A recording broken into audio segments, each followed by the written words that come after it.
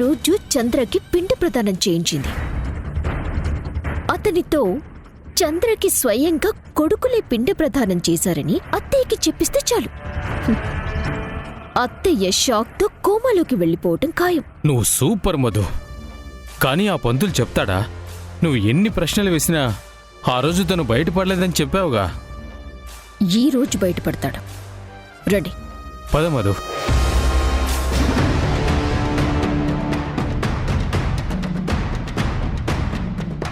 అమ్మా, మీరేంటి ఎలా వచ్చారు? చెప్తే నేనే వచ్చేవాడిని కదమ్మా. పర్లేదు పంతులు గారు. అమ్మా, ఎందుకొచ్చారో చెప్తారా? చెప్తా. అది చెప్పడానికే వచ్చాం. పంతులు గారు, మీరు ఉన్న ఈ ఇల్లు ఉంది చూశారు, ఇది చెరువు ల్యాండ్ కబ్జా చేసి కట్టించారంట కదా? అదేమిటండి, ఇక్కడ చెరువెక్కడుంది? మేం తెస్తాం కదా. ఈయన పనే అది. మేం తెస్తాం కదా, ఏదో ఒకటి చేస్తాం కదా. అయినా అంతటితో ఆగం. మీరసలు బ్రాహ్మణులే కారు, మీరు పురోహితం చేయటానికి వీల్లేదని ఒక తప్పుడు సర్టిఫికేట్ క్రియేట్ చేస్తాం. ఎందుకిలా బెదిరిస్తున్నారు? మీకేం కావాలి? నిజం కావాలి.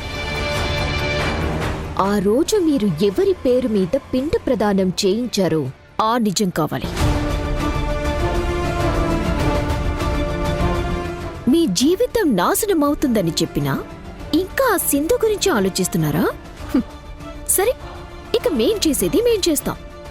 త్వరలోనే మీ కూతురు పెళ్లి కూడా పెట్టుకున్నట్టున్నారు కదా? వద్దమ్మా, వద్దు. చంద్రగారి పేరు మీద చేయించమని సింధు నన్ను అడిగింది. అయితే ఈ విషయం మీరు మా ఇంట్లో అందరి ముందు చెప్పాలి. మాతో పాటు రావాలి. వద్దమ్మా, నేను రాలేనమ్మా, నన్ను వదిలేయండి. మీరిప్పుడు వచ్చి ఆ నిజం చెప్పకపోతే మీరు చేసే పురోహితం పోతుంది, మీ కుటుంబం రోడ్డున పడుతుంది, మీ కూతురు పెళ్లి ఆగిపోతుంది. బయలుదేరదామా? వస్తావా లేదా నా ఇన్ఫ్లుయెన్స్ వాడమంటావా?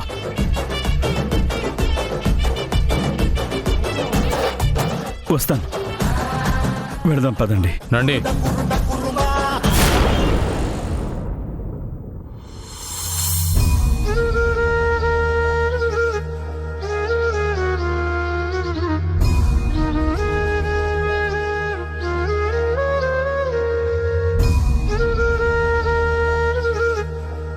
సింధు, ఏంటి సింధు ఇది? నిన్నటి వరకు అమ్మకి నిజం తెలిస్తే ఏమైపోతుందా అని భయపడ్డాం. కానీ ఇప్పుడు నిజం తెలిసాక పరిస్థితి ఇంకా దారుణంగా మారింది. ఒకసారి అమ్మని చూడు సింధు. మీ నాన్న నన్ను పాయసం చేయమన్నాడరా అని అక్కడికెళ్ళి పాయసం చేస్తోంది. అమ్మని చూస్తే నాకు పిచ్చెక్కుతోంది సింధు. డాక్టర్ చెప్పింది నువ్వు కూడా విన్నావు కదా.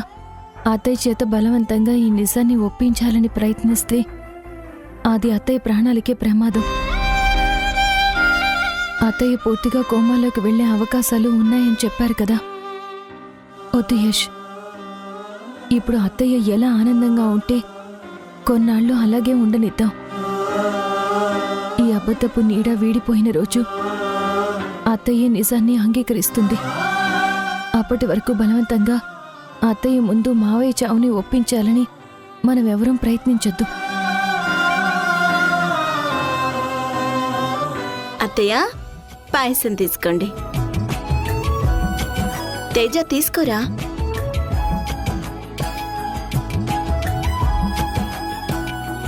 ఇదిగోండి, మీరు కూడా తీసుకోండి.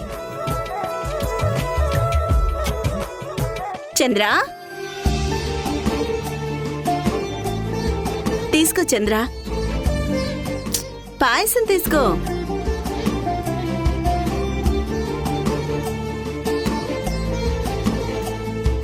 నీకోసమే కదా చంద్ర చేశాను, తీసుకో.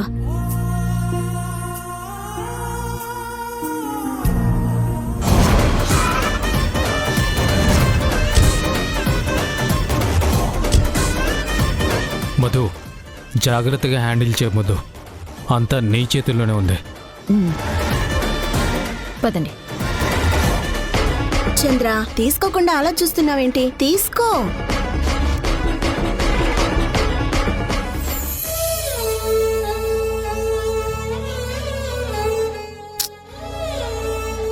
ఏరా, మీరంతా అప్పుడే తినేశారా? ఆ తిన్నామత్తయ్య. చంద్ర, నువ్వొక్కడివే మిగిలావు. తీసుకో. నీకోసమే కదా చంద్ర చేశాను. త్వరగా తీసుకో. అక్కడ ఎవరైనా ఉంటే కదా అత్తయ్య తీసుకోవడానికి.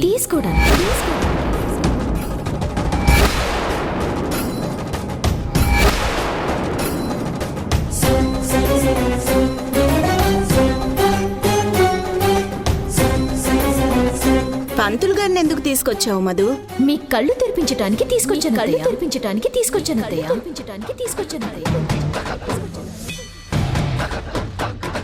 ఈ సింధు మిమ్మల్ని ఎంత మోసం చేసిందో మీకు చెప్పడానికి తీసుకొచ్చాను. ఆ రోజు పిండ ప్రదానం జరిపించటానికి మీకు తెలియకుండా యష్ని, తేజాని ఈ పంతులు గారి దగ్గరికి కదా తీసుకువెళ్ళింది.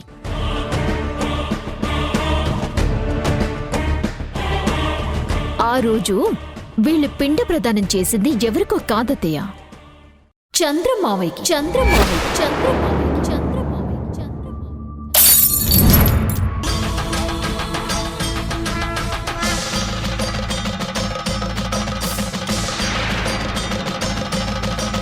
బతికున్న వాళ్ళకి ఎవ్వరైనా పిండ ప్రదానం చేస్తారా?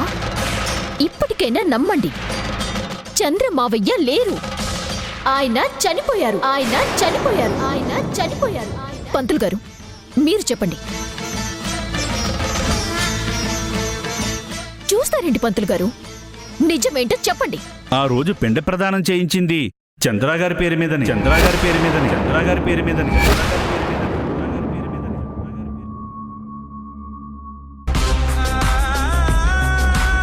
సింధు నా దగ్గరకొచ్చి ఈ విషయం ఇంట్లో ఎవరికీ తెలియనివ్వద్దని తను ఎంతగానో ప్రాధేయపడింది. అందుకే నేనిన్ని రోజులు ఎవరికీ చెప్పలేదమ్మా.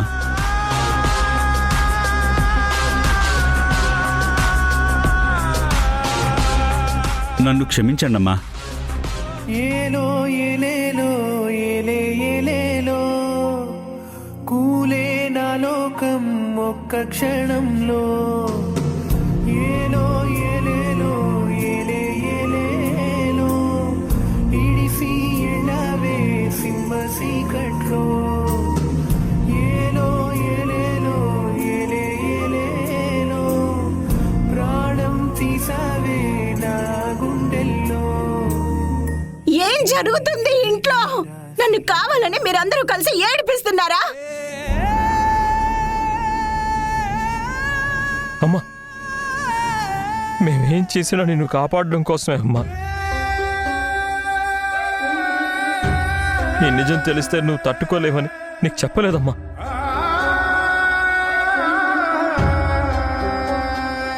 ఇక చాలమ్మా, నిన్ను పిచ్చిదానిలా నేను చూడలేకపోతున్నానమ్మా.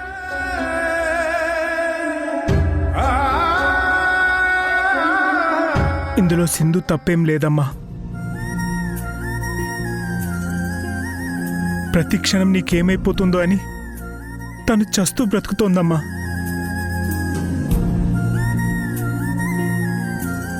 ఇంకా తన్ని బాధ పెట్టకమ్మా. దామో, నీకు కన్న తల్లి ఉన్నా నీ గురించి ఇంత తల్లడిల్లిపోదేమోనమ్మా.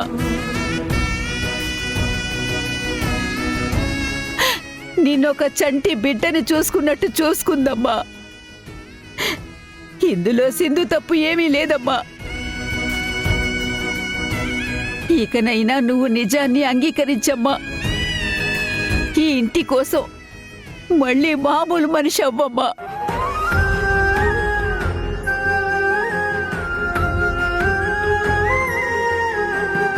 ఇప్పటికే కన్న కొడుకుని పోగొట్టుకుని ఈ ముసలి ప్రాణం సగం చచ్చిపోయింది.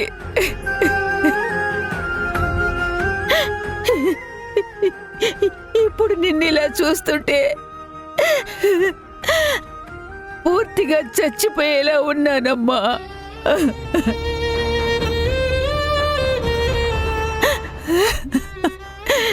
నీకు దండం పెడతాను దామో. మా అందరి గురించి ఆలోచించు తల్లి.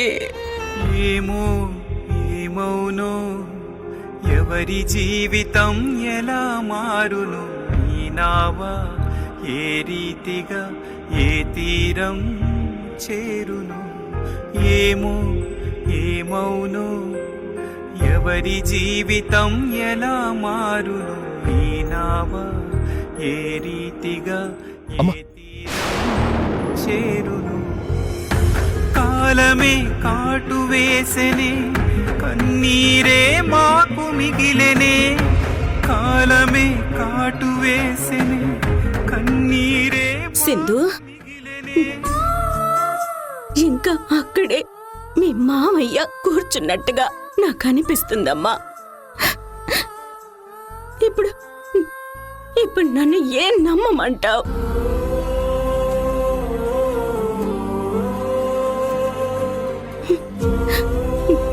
ఇంకా చంద్ర మాటలు నాకు స్పష్టంగా వినిపిస్తున్నాయి. నా కోడలు సింధు చెప్పింది తప్ప ఇంకెవ్వరూ చెప్పింది వినొద్దు అని అదిగో ఆయన నాతో అంటున్నాడమ్మా.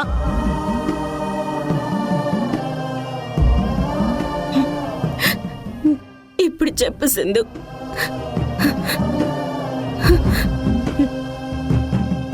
చంద్ర అక్కడ ఉన్నాడా లేడా?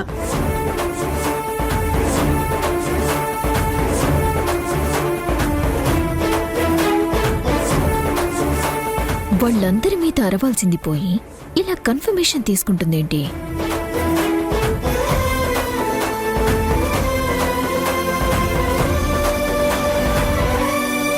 అత్తయ్య,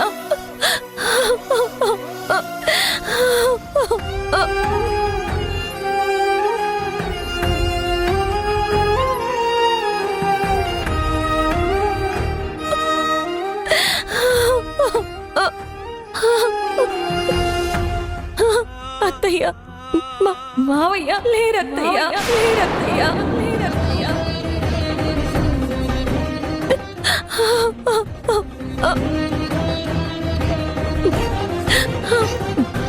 మావయ్య మీకు అన్యాయం చేయలేదత్తయ్య. మీతో పాటు ఆయన ఆత్మ కూడా నరకం అనుభవిస్తోంది. మావయ్య మీకు కనిపించడం వీళ్ళంతా మీ భ్రమ అనుకుంటున్నారు, కానీ మీ మీదున్న ప్రేమతో ఆయన ఆత్మ మీ చుట్టూనే తిరుగుతుందత్తయ్య. ఇంకా ఆయన్ని క్షోభ పెట్టద్దు. ఆయన లేరన్న నిజాన్ని నమ్మడానికి ప్రయత్నించండి అత్తయ్య.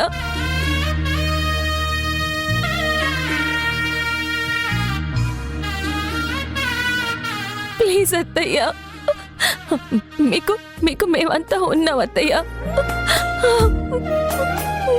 మా కోసం మారండి అత్తయ్య. ఒక్కసారి తేజాని యష్ని చూడండి.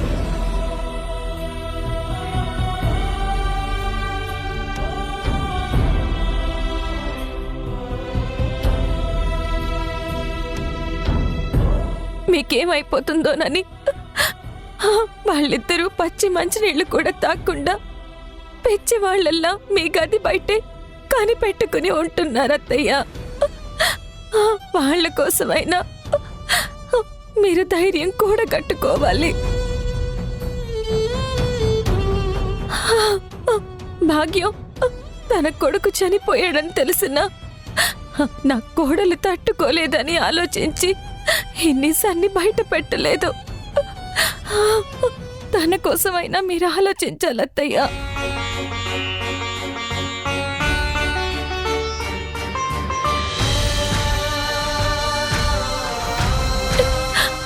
మన రిషి చేసి తాతయ్యలాగే నానమ్మ కూడా మనకి దూరం అవ్వదు కదా అని వాళ్ళు తెగులు పెట్టుకున్నారత్తయ్య. వాళ్ళ కోసమైనా మీరు ఈ నిజాన్ని నమ్మాలి అత్తయ్య.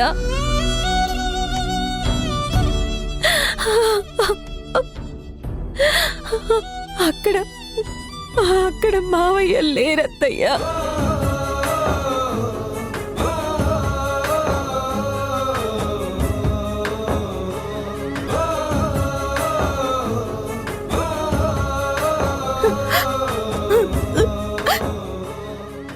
చంద్ర చంద్ర చంద్ర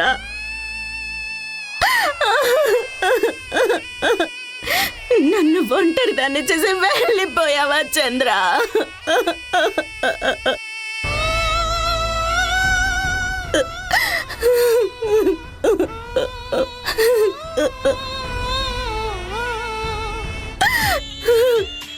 చంద్ర అత్తయ్య, చంద్ర వెళ్ళిపోయాడా?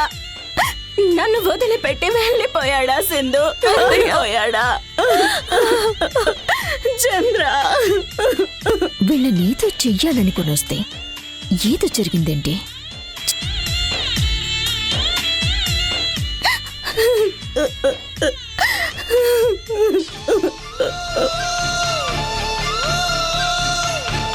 చంద్ర నన్ను వదిలి వెళ్ళిపోయాడు సింధు. నన్ను ఒంటరిదాన్ని చేసి వెళ్ళిపోయాడు సింధు.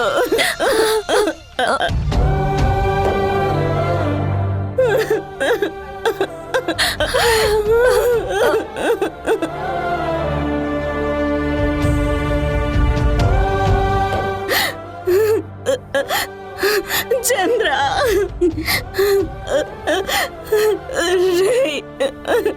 రేయష్, మీ నాన్న నన్ను వదిలేసి వెళ్ళిపోయారా?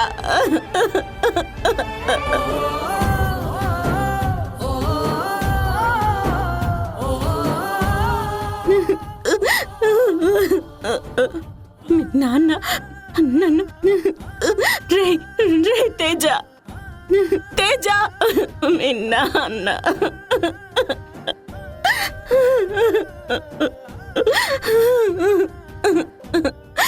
అమ్మా ఊరుకో అమ్మా, ఊరుకో. మీ నాన్న ఇక లేడురా.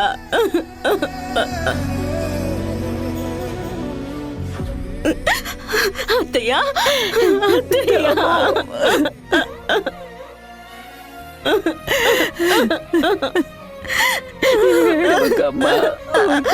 సింధు, అమ్మని లోపలికి తీసుకుని వెళ్ళు. చంద్ర చంద్ర నన్ను వదిలేసి వెళ్ళిపోయాడు అత్తయ్య. అత్తయ్య రండి అత్తయ్య. రామ్మా.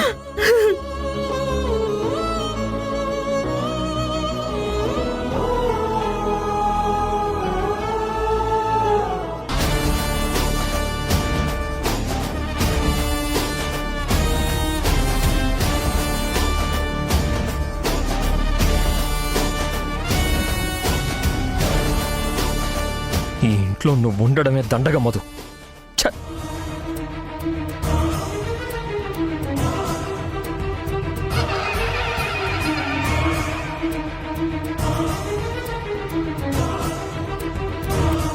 అది కాదు జన. నీకు సమాధానం నేను తర్వాత చెప్తాను. ఛ!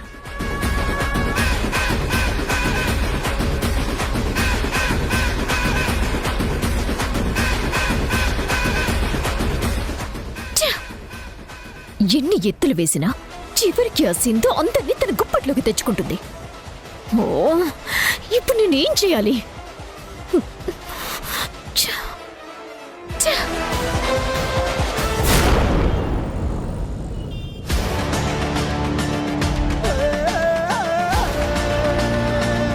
నేనేదో మాస్టర్ ప్లాన్ వేశాననుకుని మురిసిపోతే నా ఊహకు కూడా అందకుండా అత్తయ్యకి ఇంకా దగ్గరైపోయింది ఆ సింధు. ఇంటిల్లిపాది దానికి బ్రహ్మరథం పట్టి మరి దాని మీద ఈగ కూడా బాలకుండా చూసుకుంటున్నారు. ఇంకా ఏం చేస్తే ఆ సింధుని దెబ్బ కొట్టగలను నాకస్సలు అర్థం కావడం లేదు. ఆ చంద్ర చావు వెనుక ఉన్న రహస్యం తెలుసుకుంటే కాని దమయంతి నా గుప్పెట్లోకి రాదు. కానీ అది తెలిసిన మారుతిరావు మావయ్యేమో మొత్తం మర్చిపోయాడు. పైగా నన్ను తన శత్రువులో చూస్తున్నాడు. ఇంట్లోనూ ఓడిపోతున్నాను, బయట ఓడిపోతున్నాను. అసలేం చేయాలి నేను? ఇంకా ఏం ఆలోచిస్తున్నావు మధు? మళ్ళీ మా కుటుంబంలో ఎలా చిచ్చు పెట్టాలని ప్లాన్ చేస్తున్నావా? నేను చిచ్చు పెట్టాలని ఎందుకు అనుకుంటాను తేజ? ఆ సింధు ఏదో పెద్ద నిజమే దాస్తోంది. అది బయట పెట్టాలని మాత్రమే చూస్తున్నాను. ఏం దాస్తుంది? ఒకవేళ దాచినా ఈ ఇంట్లో ప్రతి ఒక్కరి క్షేమం సంతోషం గురించి ఆలోచించే దాస్తుంది.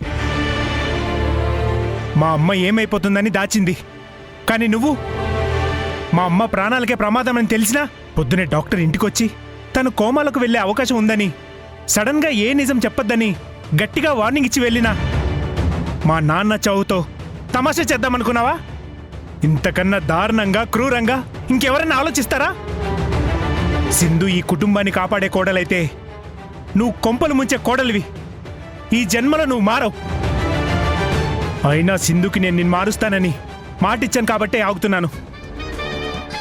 మా నాన్న బ్రతికున్నప్పుడు ఆయన కోసం నేనేమీ చేయలేకపోయాను. కనీసం నేను ఆ కుటుంబంతో సంతోషంగా ఉండాలన్న ఆయన చివరాశ కోసం నేను నిన్ను భరిస్తున్నాను. కానీ భరించడానికి కూడా ఒక హద్దు ఉంటుంది మధు. నీ పద్ధతి మారకపోతే నా పద్ధతి ఎలా ఉంటుందో చూపించానుగా. ఒళ్ళు దగ్గర పెట్టుకో, జాగ్రత్త.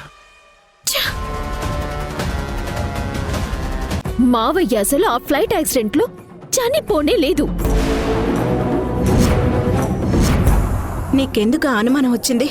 ఆ రోజు నిజంగానే మావయ్య ఆ ఫ్లైట్ యాక్సిడెంట్లో చనిపోయుంటే ఇంతవరకు మన ఇంటికి ఏ ఆఫీసర్ ఎందుకు రాలేదు? దీన్ని బట్టి చూస్తే వీళ్ళందరూ కలిసి మనల్ని మోసం చేస్తున్నట్టే కదా అత్తయ్య.